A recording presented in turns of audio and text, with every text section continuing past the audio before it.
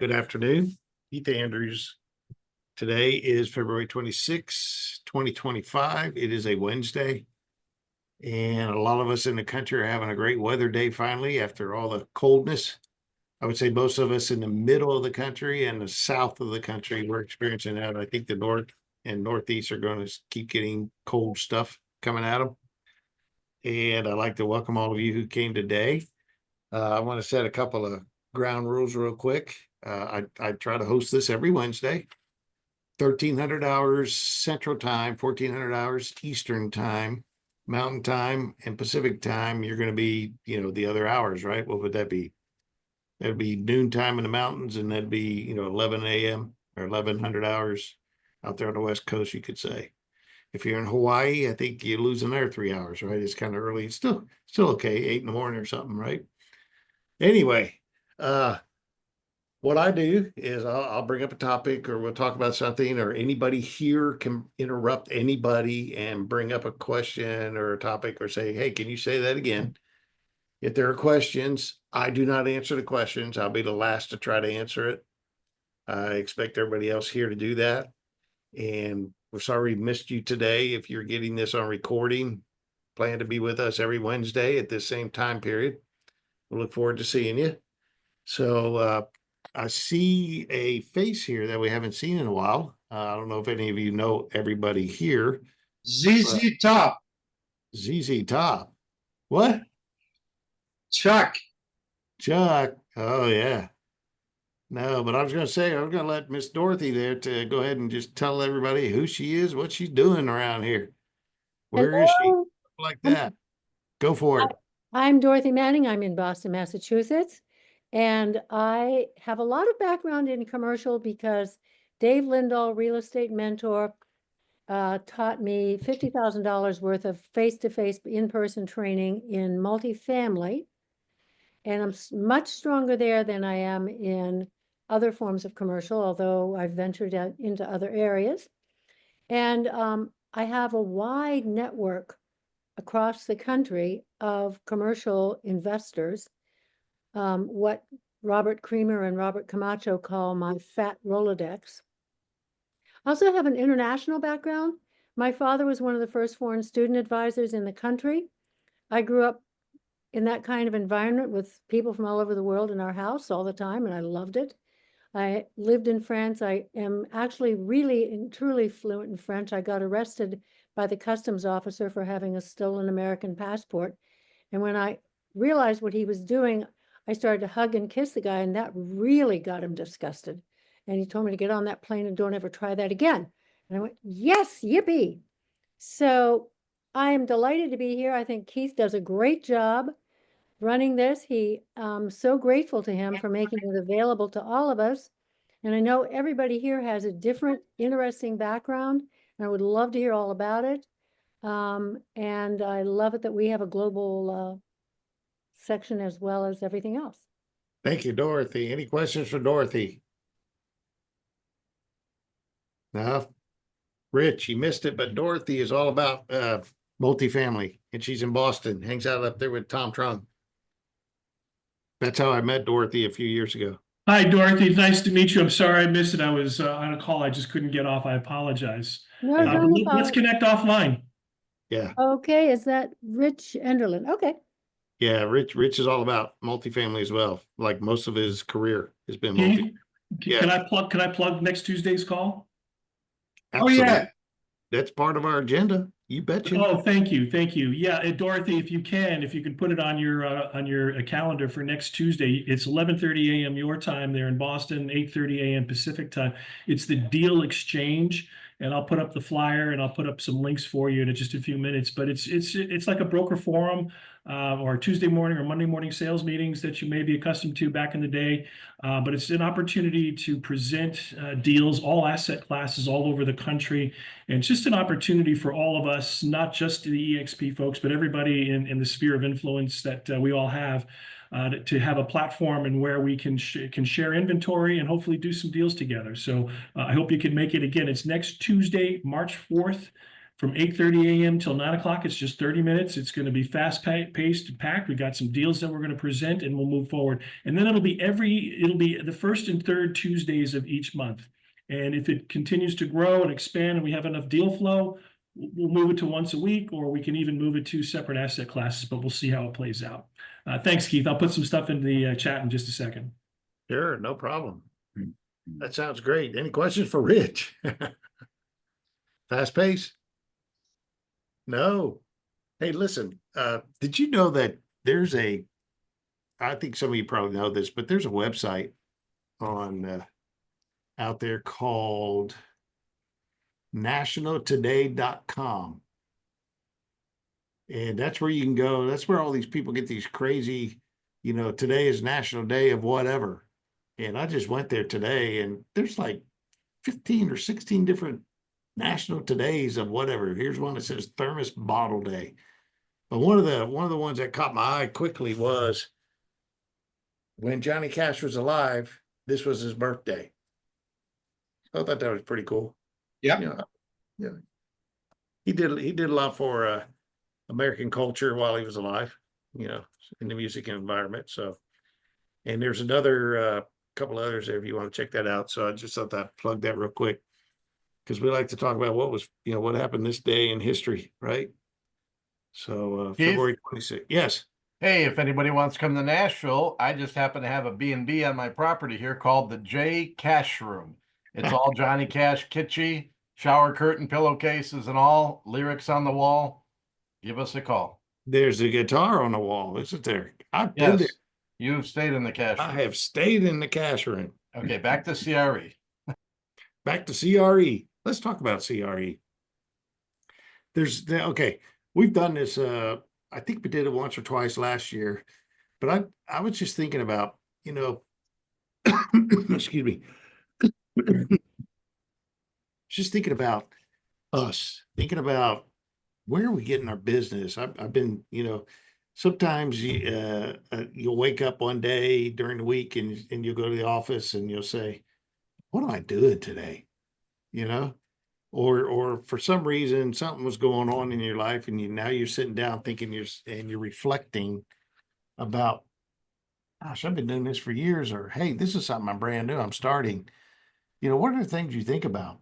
I can tell you what I think about. It's like, where's my business coming from? That's what I think about. And there's several others here on this call who have been around long enough, they can ask that same question. Where has my business been coming from? And I'm going to ask one question, and this is for the benefit of anybody and everybody watching this later and now. Since you've been here at EXP, I'm going to say the bulk of us, I could say EXP Commercial, but some people that are on the email list there with EXP Realty, since you've been here at EXP, where is your business coming from? Anybody want to, shout out? Have you analyzed that? You've been here 1, 2, 3, 4 years in commercial. Have you gone back and looked to see where did it come from? Anybody? Paul?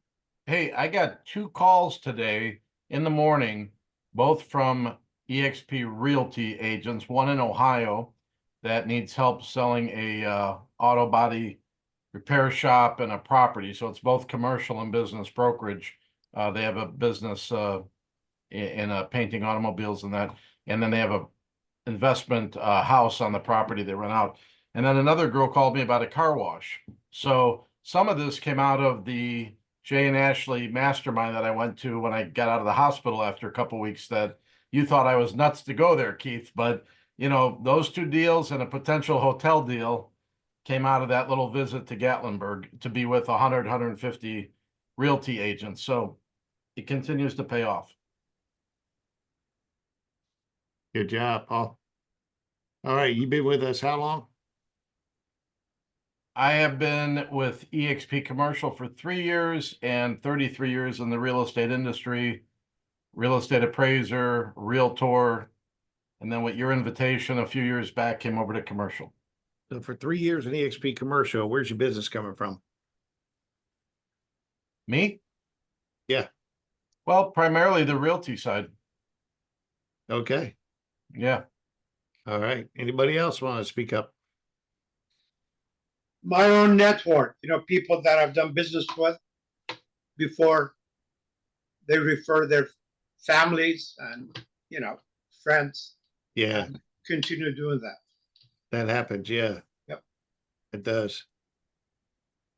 There's probably a couple others like you as well, Max, that we get the business from our past, right? Yep. That was just because when we started, we went in and knocked a lot of doors. And as a result, we picked those up, and little by little, they became our regular customers, if you will. And then, Yeah. that's where we got it. Did you ever try to visit residential agents so they all would think about referring their clients to you when there's a commercial thing that pops up? Did you ever try to do that in your Yeah. career? I am, well, in the past I had, but right now I have a plan to go in and attend a couple of the meetings, one of the residential agents that they have the market in here. And hopefully we're going to be attending their meeting on the 4th of, March. And basically introduce myself, see what I have to offer, what I can do for them, and what they can do for me, and we'll go from there. Right. I guess the reason what I'm trying to accomplish today in a few minutes here is just the idea. I mean, I'll tell you my story again. It was so simple. When Rich and I and Jim and others were at the previous company hanging out, EXP came and approached us. It'd be 5 years now, I'd say. And they were thinking about they got to have a commercial company. And they started talking with all of us, and we were part of those talks. I was more listening than talking, of course. I know Rich did all the talking, but he was our COO. And the thing that stood out to me was, being in at that time, I've been around 16 years, I guess, 15, 16 years in the industry, commercial side. And I said, residential agents, they have clients, especially the ones who are producing. And when EXP was talking to us, it was 30. When they started talking to us, Rich, I think it was 32,000. And then when Jim went in to be the president, I'm not sure where it was, but I know that when I moved my license to be the first one in November 2020, they had topped 38,000 in realty. Now, yes, they've been around a while, since 2009. And yes, there were, I'd say 10% or less of them were doing commercial because, they wanted to. They were doing commercial, they were learning it, and they were taking care of their clients. But the rest of them, where were they sending their clients? And I was thinking, there's a potential of 38,000 agents that I could tap into for business. And I did. And it was great. I mean, we got in front of everybody on the EXP world. We got in front of so many different things, and they were all excited about us existing too. And it was just a crazy thing. But I would say in the first year, only 20 or 30% of them had any idea that there was a commercial brokerage in existence. And of those, they generated billions of dollars of referrals to us in the first, billions with a B of referrals to us that first year. If you can imagine that, I'd say maybe 3,000 to 5,000 realty agents sent us billions of dollars of opportunity in referrals. And we only started out that year with 33, and we finished at 495, 492, 495. I forgot. I mean, to me, that's just crazy. I've been measuring ever since, guys. I've had mentees for the last 4 years, and the deals that I've had referred to me has fed myself and my mentees. It's like, I'm going to say at least 85% of everything that I've had some touch to, Max, outside of my clients. I mean, my clients didn't even match up to like 15% of everything. It was all coming from our sisters and brothers over in the other brokerage called EXP Realty. I thought that was fantastic. It continues. And now in the US, there are at least 75,000 in realty. And the rest of them are in the other 26 countries, you know. Pretty crazy, huh? So, Yeah, hey Keith, if I can just yeah, add into that, because what was interesting back in 2019 when Sperry started speaking with EXP about joining them, it was that Sperry Commercial would be a subsidiary of EXP and they would handle all the commercial deals, period. And interestingly, when Jim finally took the position in 2020, and we had this talk many, many times, it's like, well, Jim, when are they going to make it so that EXP Realty can't do commercial deals? And that never materialized. And in hindsight's always 2020, but it would have been disastrous if Sperry would have gotten in there, because there would have been a complete rebellion from Realty. But what needs to be done and still needs to be done is, the old saying, got to stay in your lane. And the realty folks, they've got to understand that they're just not equipped to handle commercial deals. And they shouldn't do it. Coldwell Banker does not allow their realty people to do commercial deals. They have to have a commercial person, a Coldwell Banker commercial on that deal. I believe that.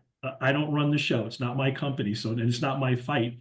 But I think at some point that the EXP is going to have to face the music on that. That it's going to take, unfortunately, another nasty lawsuit, as if they don't already have to deal with this NAR lawsuit.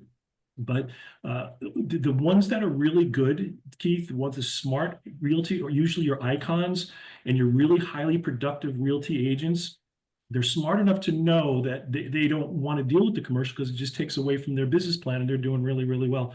Those are the folks you really want to go after. There's a lot of, the 80-20 rule still exists in sales. 80% of the business is coming from 20% of the agents. So yeah, if we've got yeah, 80 agents, that means 16,000 of them are productive. Those are the folks you really want to concentrate on that will have viable deals. A lot of the other deals, unfortunately, are crap, but you got to have to go through and cycle through some of those, those lousy leads that they give you until you get the one that makes sense. But you got to pursue it because it is a good avenue of business. It was the whole purpose of a Sperry Commercial wanting to join EXP and why we have EXP Commercial. yeah. Anybody else? I'd like to say that the beautiful thing is I've met a few people over in realty over the last 4 years who have been who have been doing commercial, and there's so many different reasons why. Coming from small town USA somewhere, they're it. They do everything, that happens sometimes. But I've found that some of them, once we came into existence, and now with the tools we have now, some of them are excited. They're actually have joined us in our side because this is what they really love to do, is the commercial world. And I think that's been fantastic because there's been some great resources there. But anyways, yeah, I'm going to say that all those who are coming into the industry, people here now, even the ones that have been doing this forever and they got this huge client base, gosh, if you can set aside an hour a week and just reach out, read a workplace page or something and say, hey, I'm here for you, you'd be surprised. You start getting more business and it gets crazy. But and if you got too much business, we'd love for you to become a mentor, and that way you can get some mentees and you guys can do them together, and the mentees will do all the hard work and everybody gets paid, right, guys? That's a good business model if you think about it. So anyway, anybody else want to talk about this at all? Because I'm going to ask. I got to ask a couple other questions of some people here. Anything else? Anybody want to add to it? Like, are you enjoying the fact that you're part of the XP family? And there's other avenues of revenue too. There you got the global side, you got the lending side, you got all kinds of stuff going on. Anybody else? I'll share something. Yeah, Dan. So I was pretty established in Las Vegas and surrounding states. I did a few deals across a few state lines before. But my network really consisted of thousands and thousands of pastors, and really more on like the 1100 here in Las Vegas. But when I joined EXP and told everybody what I did, I had, agents coming to me by the droves, and I started developed a little orientation, same orientation that I give to pastors and so on. So now I've got a couple hundred lines in the water, you might speak. People that are out there, they're waiting for that church deal to come along, and we've actually had a couple closings. where my business is coming from still today is Las Vegas is paying all the bills. But we have over 200 agents that say, hey, if a church deal comes along, I want to partner with you and let's talk about it. And they've been trained. And so that only EXP could make that happen, you know. Yeah. And so I'm really grateful for that. I can't wait till it starts paying off. Where Yeah. we start, you know, doing some closings. But the groundwork is laid and totally due to EXP. So, Dan, since you're here today, I wanted to, you and Barb, I wanted to explore a couple of things that I've encountered in the last week or two in your world, the Church Guide Network. And if everybody doesn't mind, because you might pick up something out of this. But real quick, either one of you, can you explain quickly the Church Guide Network and how myself or Heath or Blair or Jackie or Stefan or Paul or even Chuck can benefit working with the Church Guide Network, real quick, just real quick, not basic, hey, you got a church, you got to try to sell it, but anything, the rest that you got going on real quick. Well, I'll tell you, we do development on vacant church land, boosting churches, helping them to gain some cash flow for themselves. And we're focusing on affordable housing, veterans housing, senior housing, putting a commercial element and as the first floor of a 4 or 5 story building. And but we're putting in daycares and schools, restaurants, and things like that, helping the church take ownership of that and have it sustain, sustain the church for forever. And so anyway, if you see a church that's surrounded by vacant land, they likely own it. It might be a 20-acre parcel or 40-acre parcel. And a lead like that can get you a commission on whatever that value of that land is when we do a deal with them. Because we subdivide the nonprofit out of the parcel and develop the rest of it, and there would be a value there. So yeah, so I was going to ask, when it comes to building something, there's a lot of stuff involved. There's money involved, and so I was going to ask you, you've got a couple of resources that allowed this to happen, but it can happen in more than just, hey, church, you own everything. It's possible to do partnerships with them as a developer too, right? We could be a developer. The church says, look, why don't you do everything? We'll throw our land into it. And yes, we'd like to benefit financially because it's our land we threw into it. And then where does this funding come from, Dan? well, first of all, we have Retium, Thomas Park. Some of you guys have met Thomas Park. We get everybody started with that and some grants and so on. But we Okay, have wait, you said grants? You said grants? Are we Yeah. talking about federal grants, state? What do we got? Well, you have federal, state, and local grants from your local community foundations. And What there would be the are premise? many Yeah, grants out there, or many foundations out there. And if your mission aligns with what the foundation likes, you can get money from it. So we do that with and for the church, what as a partnership. And then we also have family offices. So Thomas has connections with some family offices, and we can do debt and equity rounds through Retium. And so there's a bunch of avenues for financing. And also we're open to investments too on projects. so on the grant side, I just want to go back to that. Are you willing, is the Church Guide Network willing to help the church?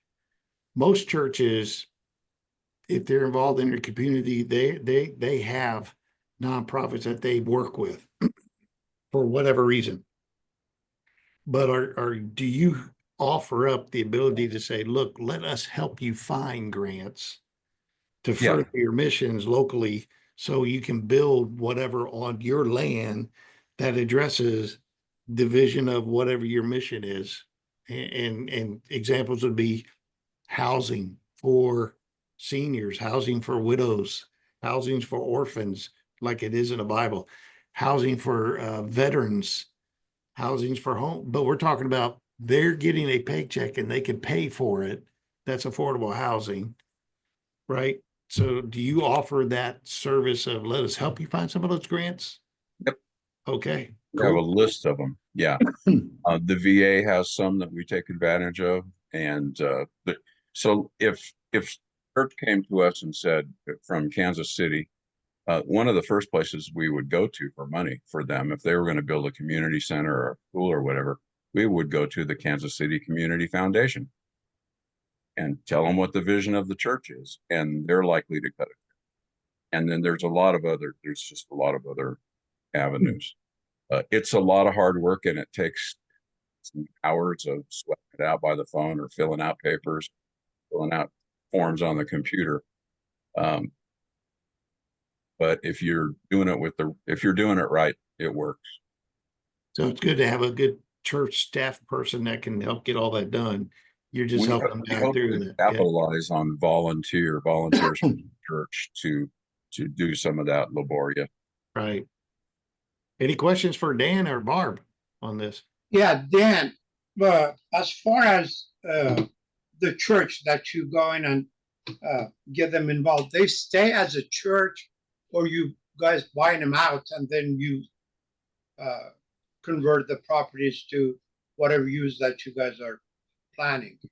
No, one of our aim and goals is to support that church and cause it not only to thrive, but to grow. Oh, And so part of our building program, as we're building around the church, might be expanding a sanctuary or building a daycare center that's connected to that church. So we're all about church preservation and growth. okay. And so, yeah, I would hate to see a development where we're partnered out and the church buys out the investors and now they own it 100%, but then someday they sell parts of it all. Kind of defeats Sell it what off. We got everybody was one trying set, to do. Yeah. Thank you. So, And we got So Dan- superstructure here. Oh, go ahead, Stefan. so Dan, can you put your information in the chat? Absolutely. Yeah, because I would like. Stefan's down in Tampa. I'm in Florida, All right. and I know that my wife was working with a little small church, and they were wanting to do a child care center in their church, and they, for whatever reasons, they couldn't come up with the funding and things of that nature. So I'd like to touch bases with you on that. Sure. Absolutely. Yeah, so any business that gets generated because of my Zoom, I always get a little piece of that too, Stefan, right? Absolutely. I wouldn't have it any other way, brother. Just playing with you. Hey, this is a big pie. We all can eat. This is what it's about. We It's all can get a about slice. connecting. That's all this is. Yeah. That's why I do meetings. It's in the chat now. Good job. Anybody else got anything for Dan? To add to it, we also have a major resource of building materials and stuff. Superstructure right here. Chuck's with us today. I know that Rich is out, or Rich. I know that Rick is out in California right now. I think Rich and Rick connected yesterday. We had lunch. All right. All right. Hey, who bought the lunch? I did, but that's only because I felt like I was hosting. So There you go. but it was only burgers, no big deal. Oh, his number one choice is hot dogs, Rich. You need to remember that. Well, he could have gotten hot dogs. They had hot dogs there. Oh, okay. But don't worry, he tore it up. He had a double burger. He tore it up. It was all good. And he's a great guy, and Chuck and Rick are a great team, and it's really, and Keith, I'm so glad that they've got projects with you. Dan, I think they have some projects with you as well, and it's a really great ancillary service for us to have to provide for our clients. And I was telling Rick, I've got a deal that's in the works, but it's a long ways away from manifesting itself. But it's a development deal in Miami. And I said, as soon as it gets locked in, I'm going to throw Rick's hat into the ring and see if they can't get the construction on us for 168 units. So we'll see. But they're great guys, and really glad to gotten to know them, and glad they're part of our EXP community. So in the world of affordable housing, Dorothy and Rich and Dan, wouldn't it make sense that even apartments work out great, right? Yeah, we're primarily going to do apartments. Okay. I mean, we're talking about disabled veterans, we're talking about seniors, widows, orphans, whatever, right? You're talking more than that, Keith. You're talking professional people. You're talking teachers, firemen, policemen, people who we all know do great service for us, but just don't make an awful lot of money. And Right. certainly here in Southern California, I mean, you're a policeman or a fireman. You can't afford $4,000 a month in rent for an apartment building. It's insane. I can't do that myself. I mean, I don't care. I'm right there with you. A lot All of right. churches want to minister to seniors, veterans, and single mothers. Yeah. Single So mothers. they like to do daycare centers and things. Mhm. All right. Anything else on this topic? I'm just glad that they showed up today. This is good. I think I'm actually working on something, and that's why I'm asking these questions today, Dan, about instead of the church owning everything, building some kind of partnership or whatever so they can accomplish what they need to do. I'd rather them just do it all and step out of it. But if if they don't want to do that, then then we just people come on board and get it all done together, right? Yeah. Part of the reason we developed this cradle to grave type model is because if pastors that take on a big building program result in an 80% resignation rate, pastoral resignation when it's all done. By the time the building is done, they hate it. They hate that building. Goodness gracious. All right. But Anybody else it got also something? gives them an opportunity to do what they need to focus on pastoring, you know what I mean? So you guys just can keep them out of it. They can focus on pastoring, and yeah, so that's an awesome model. That's an awesome model. All right. Keith, I want to throw one more thing in there. One of the other thing we find is appraising and getting the value of churches. Most want to do the comparable way, and that's just not how churches, they're all unique in themselves. So I think that's one of the biggest things that we see are trying to value churches, and we run into it all the time, how much overpriced they usually are, Overpriced. typically. Yeah. I think when you get into the world of appraisals, you got three models or three methods of appraising. And the income is out the window. You can't count that one, right? So how about replacement or building of one, right? That's probably what you got to do. Lean on that the most. Go ahead, Dan. Yeah, cost valuation. Yeah. Yeah, it's about the best you can do. And Chuck and Rick, they're experts at that too. They can give you costs. You don't even have to have an appraiser. You just go to a GC or a developer, and they can give you a cost on what it's going to take to build something like that, right? Yeah, that's where I get my info. Yeah, yeah, that's right. Anybody else on this or something else you have been working on you need us to help you with today? No? I have a quick question, and I want to gear this toward Chuck. Can you hear me? Yeah, it looks like Chuck is out there. Yeah. Yeah, Chuck, sorry, I can had you to hear? step away for a minute. Okay. Hey, when I used to be an appraiser back in the day, we had something called the Marshall and Swift Yep. book. And we would refer to that for our cost approach and single family 1 to 4 unit. Sometimes us commercial advisors need to know price per square foot on something if we're comparing or getting a client to build. Do you use Marshall and Swift? Do you just have your own inside information? How does that work?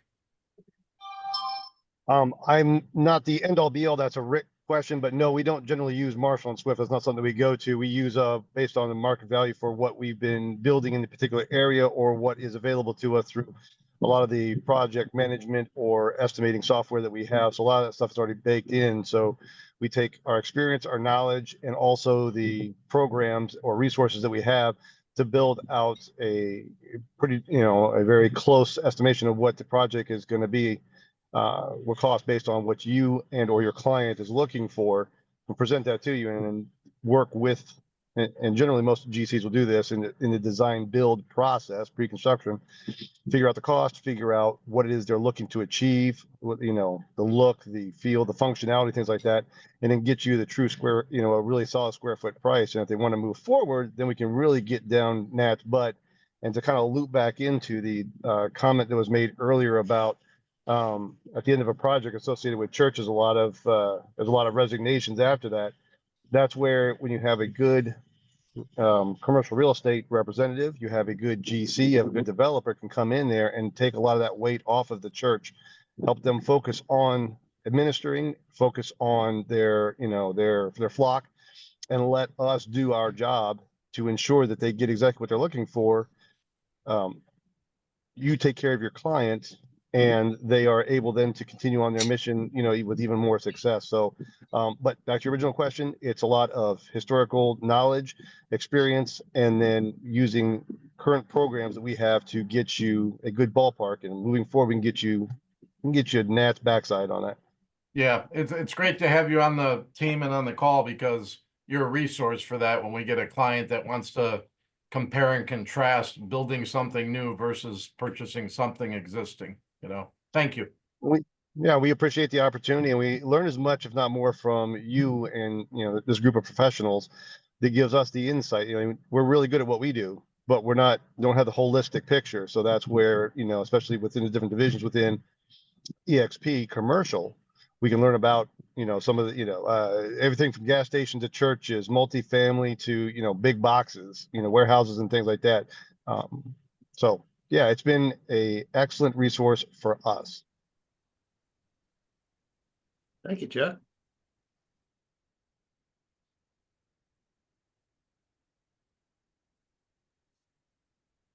That long pause, I guess nobody has anything on their mind. Okay, Blair, why don't you tell us what's happening up in the Northeast here in the near future? Absolutely. May the 1st, Valley Forge, Pennsylvania. We are having a property summit, commercial, inviting brokers from Maine to Virginia. Have no idea what our turnout's going to be. We've got some very, very great speakers.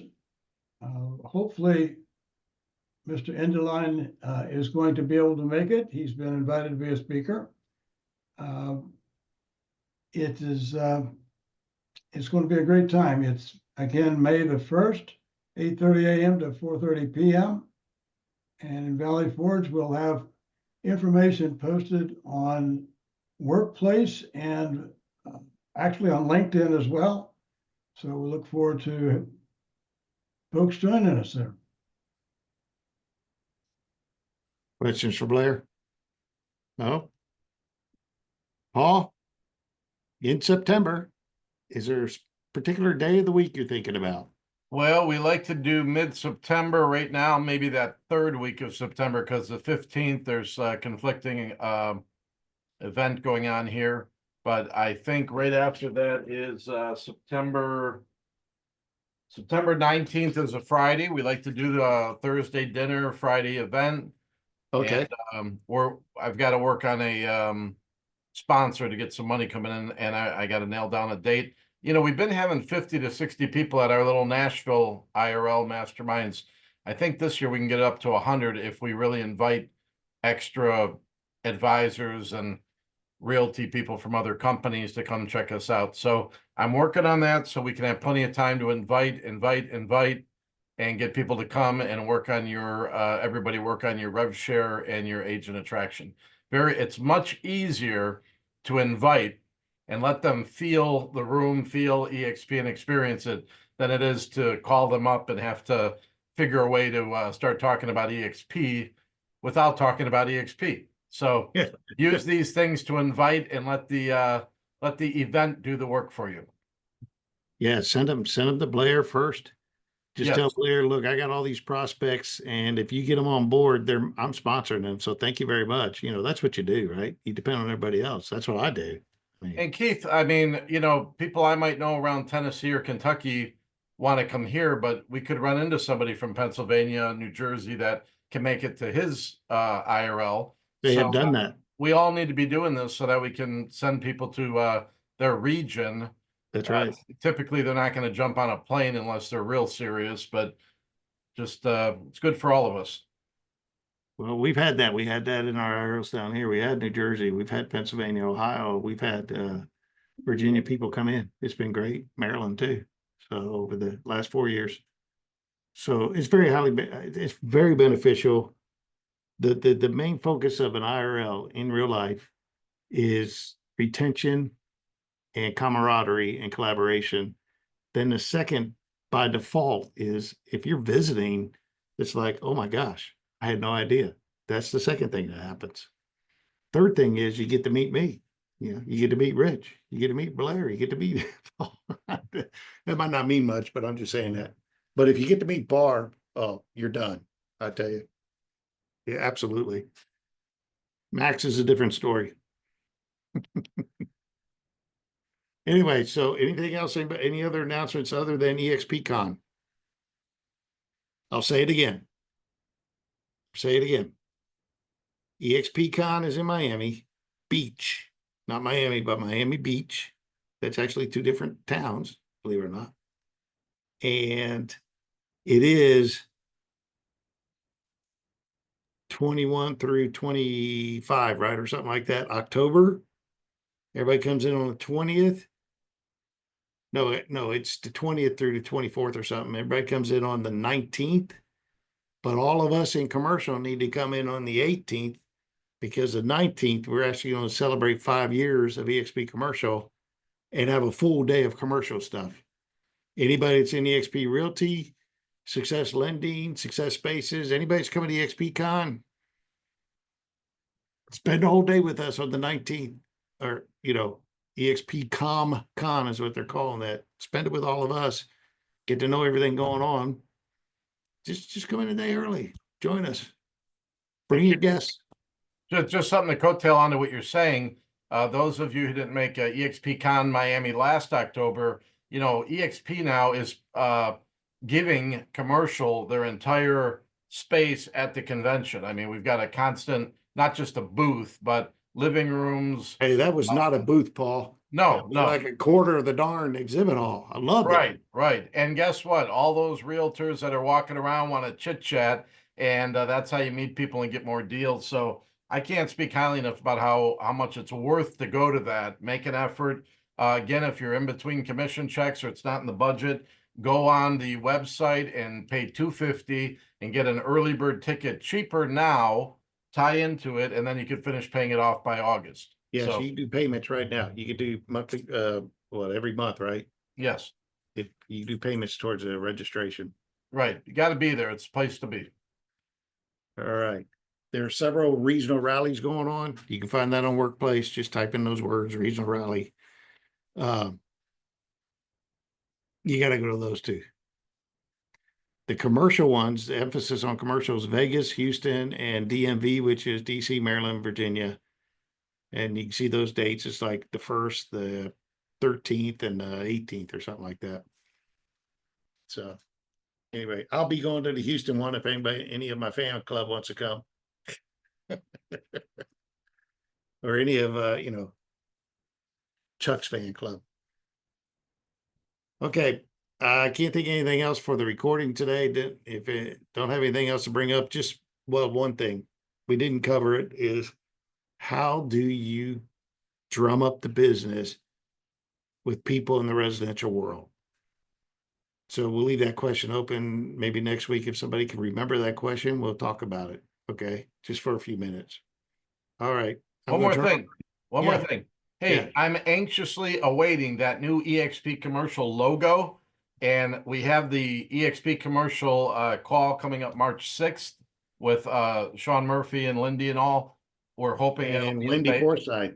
Yes, we're hoping that'll be unveiled and there's supposed to be some big news. So everybody who's waiting for new business cards, new improvement to all your social media, hopefully we'll get a logo by March 6th, right? Yeah, it's been hanging out in the trademark world, the copyright world, the legal world, making sure that none of those other companies on the planet say, oh, you can't use that, blah, blah, blah. You know, that's how it is. I mean, everybody's got to do that when you make changes like that. Yeah. All right, I'm gonna turn off the recording. We can talk after that. I gotta find it. I moved my screen around. Look at that. Wow. All right, hang loose.